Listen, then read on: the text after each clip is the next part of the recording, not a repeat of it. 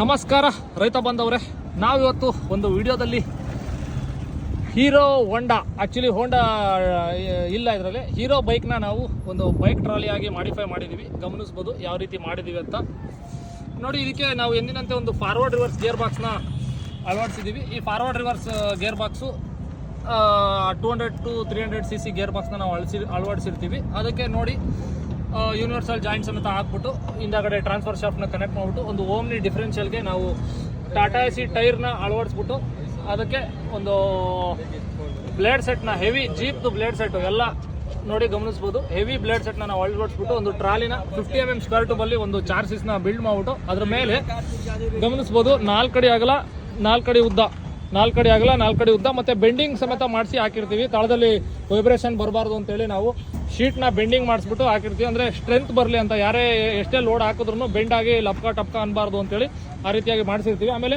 Door 3 ಕಡೆ 3 side, ರೈತರಿಗೆ 3 side open ಆಗೋ ಥರ, ಹುಲ್ಲು ಸೊಪ್ಪು ಹಾಕೊಂಬರೋಕ್ಕೆ ಹೆಲ್ಪ್ ಆಗಲಿ ಅನ್ನೋ ಥರ ನಾವು ಮಾಡಿರ್ತೀವಿ. ನಿಮಗೂ ಈ ರೀತಿ ಗಾಡಿ ಮಾಡಿಸ್ಕೋಬೇಕು ಅಂತಂದರೆ ನಿಮ್ಮ ಬೈಕಿನ ಬೆಂಗಳೂರು ಮಾಗಡಿ ರೋಡ್ ಕಾಚೋಳಿಗೆ ತಗೊಬಂದು ಕೊಟ್ಟರೆ ನಮ್ಮ ಆಫೀಸ್ಗೆ ನಾವು ಈ ರೀತಿ ರೆಡಿ ಮಾಡಿ ಕೊಡ್ತೀವಿ. ಮಾಡಿಸೋದಕ್ಕೆ ಈ ಥರ ಮಾಡಿಸೋದಕ್ಕೆ ಎಷ್ಟಪ್ಪ ಚಾರ್ಜ್ ಆಗುತ್ತೆ ಅಂದರೆ 65,000 ನಾವು ಚಾರ್ಜ್ ಮಾಡ್ತೀವಿ. ನಿಮ್ಗೆ ಇನ್ನೂ ಹೈಡ್ರಾಲಿಕ್ ಸಿಸ್ಟಮ್ ಎಲ್ಲ ಬೇಕು ಅಂದರೆ 95,000 ಚಾರ್ಜ್ ಮಾಡ್ತೀವಿ.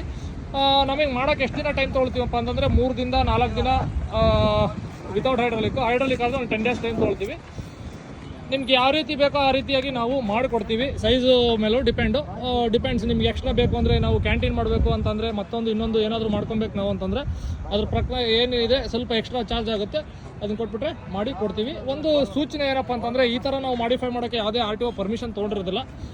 ನಿಮಗೆ ಪ್ರೈವೇಟ್ ಜಾಗ ಅಂದರೆ ನೀವು ಆಫ್ ರೋಡಿಂಗ್ ಅಂತ ಏನು ಕರಿತೀವಲ್ಲ, ಆಫ್ ರೋಡಿಂಗಲ್ಲಿ ಮಾತ್ರ ಯೂಸ್ ಮಾಡ್ಕೊಬೇಕು. ರೋಡ್ ಸೈಡಲ್ಲಿ ಮೇನ್ ರೋಡ್ಗೆಲ್ಲ, ಹೈವೇಗಳಿಗೆಲ್ಲ ಇದನ್ನು ತೊಗೊಂಡೋಗ್ಬಿಟ್ರೆ RTOದವ್ರು ಕಿತ್ಕೊಂಡು ಮನೆಗೆ ಆಫೀಸಿಗೆ ತೊಗೊಂಡೋಗ್ಬಿಡ್ತಾರೆ. ಸೊ ಇದು only for off roading purpose, agriculture purpose ಅಂತೇಳಿ ನಾವು ಮೊದಲೇ ಹೇಳಿರ್ತೀವಿ.